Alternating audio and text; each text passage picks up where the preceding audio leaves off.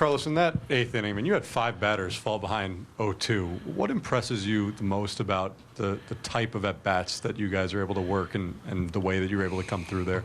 Yeah, really good at-bats, especially against some elite arms,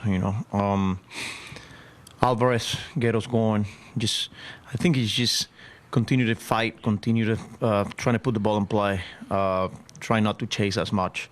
Alvarez get us going, like I said. Then Lindor, an unbelievable at bat there, ended up walking, and then Vientos finding a way to put the ball in play. I think it was a slider down in a way that he was able to hook it down the line, and then we just continue to add on. Nemo, tough left-on-left matchup. I think it was with 2 strikes as well, going the other way. And this is something that we've done, throughout the year when we're clicking as a team offensively. These are some of the things that we do. We put the ball in play. We use the whole field, and we're not thinking too big, And we did it today again. Situational hitting today was really good. A couple of sac flies, and that's not easy to do when you're facing, those type of arms. So credit to our guys. We got to continue to do that. You guys mapped out the pitching for today. Was that about as ideal as you could get, especially given the way that Senga started with that first batter? Yeah, I mean, it was hard to map it out, because we didn't know what we were getting out of Senga to begin with. But he was really good, by the way. Other than that pitch that Schwarber took him deep, he was really good. The fact that we saw 97 out of him, and then just the secondary pitches, his split was really good, depth to it. The slider was good, and then Petey. We knew that we didn't have him full because of, we used him 2 days ago as a reliever, but we were counting on good 50 pitches. And then he did a tremendous job. Rick Garrett, and then Mayton and Stanek. So, yeah, I thought overall a good team win there. Okay, I'm going to go in the back there, Jim. Your team comes in here on an excellent roll. Having an inning like that against their top relievers, what do you think it does for your team's already strong confidence? We know we're good, but and we got good players, and we are executing.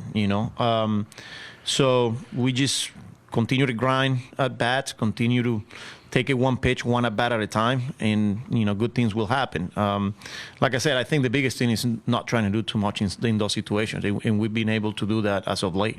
When you game plan for the Phillies hitters, how much do you take into account the fact that they're quite prone to chasing out of the strike zone? They're good hitters. 1 through 9, that's a really good lineup. There's so much you can game plan, but you got to go out there and execute because they're going to make you pay. So we did a good job today, and in order for us to continue to move on, we're going to have to do that. But again, that's a really good team with a lot of good hitters there. Okay, we're going to stay there on the left to Dave, and then we'll go to Mike. Carlos, the Phillies had a similar run to you guys 2 years ago, and they said coming into this series it was important to get on top of you guys quick and try to slow you down. The fact that you guys came into this stadium today with how crazy it was, and you guys were able to just plow right through, I mean, what does it say to just the mindset that you guys have had? Yeah, no, look,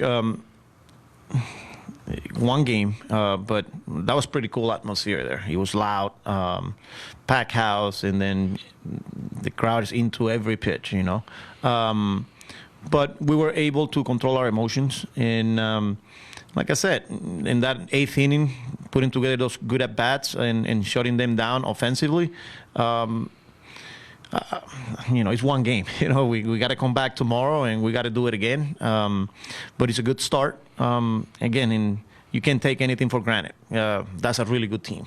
So, and they did it throughout the whole year. They won the division by a lot, and like I said, we got to continue to play well against them. Okay, stay over there on the left, Mike.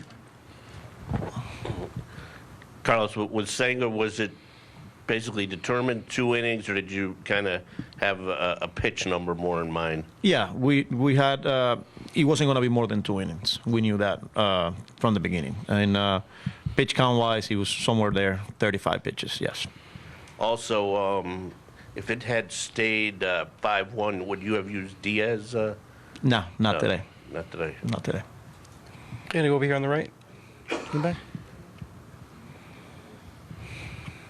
Carlos, when, Mark Vientos has had a great year with the long ball, and that's obvious, but the last few weeks he's become an incredible hitter with runners in scoring position, even more than he had early in the year. What has he done in his game that has kind of elevated it to the big spots you've been getting from him in the last couple of weeks? Yeah, his ability to slow the game down, just having awareness of the situation, and he's not trying to do too much.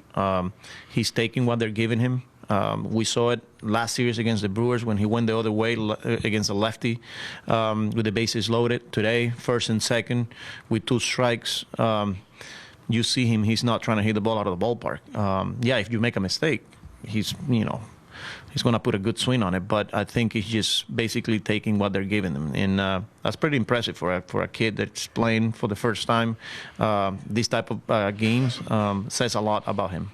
What was Wheeler doing that was so tough, and how excited were your guys to see him get out of there? He was pretty nasty. When you're throwing 98 and locating the way he was locating, up at the top of the zone, in and out, and then the sweeper, the split, I mean, unbelievable. Like, he was pretty much unhittable today, and that's who he is. And the fact that we were able to get to the bullpen, it was really good to see. But Wheeler was pretty nasty.